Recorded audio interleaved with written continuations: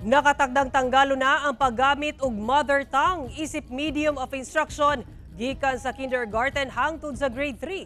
Atong sano ng detalye nini pinagi ni Argil Relator live. Argil.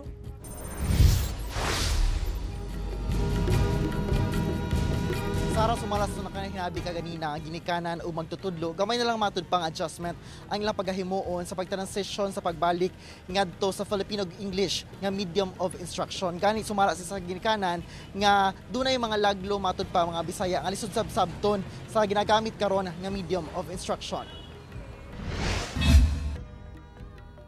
Ubos sa Republic Act 12027 nga napasa isip usa ka balaod, human wala giaksyonan ni Pangulong Bongbong Marcos. Sulod sa 30 ka adlaw, dihang nadawat sa iyang opisina ang kopya sa bill. Undango na ang paggamit og mother tongue isip medium of instruction sa kindergarten hangtod grade 3 sa nasud. Hinuon, optional ang pagpatuman niini sa monolingual classes. Kini ang grupo sa learners nga pareho ang sinultiang mother tongue ug pareho ang grade level. The medium of instruction would only be English and Filipino, while the mother tongue will serve as auxiliary media of instruction.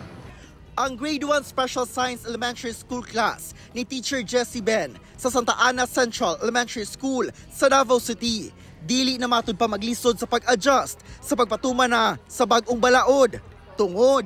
Most of my learners, like 7 out of my 35 students, speak Bisaya. But of course, they also are fluent in English. So if we are to eradicate Bisaya or the mother tongue Bisaya in my class, little to no adjustment. Kay tungod,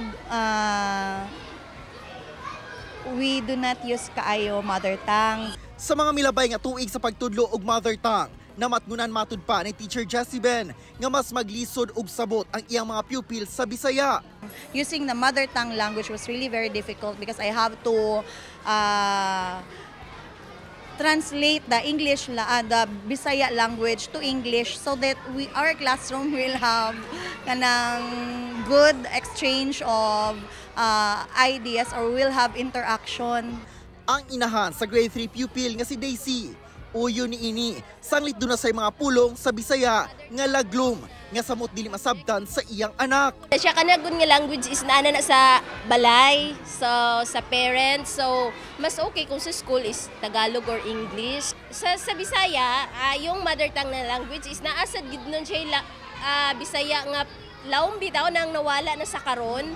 Sumala sa DepEd 11, gigamit ang mother tongue sa kinder hangtod grade 3 isip transitional language nga maoy tulay aron makahibalo og laing lengguwahe sama sa English. Itong mother tongue will now transition the child to learn either Filipino or English as soon as the child can tackle the learning into that language. Then that language will become the norm. Samtang, base sa resulta sa National Achievement Test ni adtong 2022, sa tanang subjects, Filipino lang ang nakalagpas sa target nga 40.09% grade 6 learners ang makatungtong sa at least nearly proficient level. The grade 6 students are product of the pandemic, so that would be one big factor that they underperform somehow. Hinoon, nalampasan sa ihap sa grade 10 ang target sa tanang subjects. Lakip sa learning targets sa DepEd 11 nga mapalambo ang proficiency level sa science, literacy ug numeracy components sa regional ug international assessment.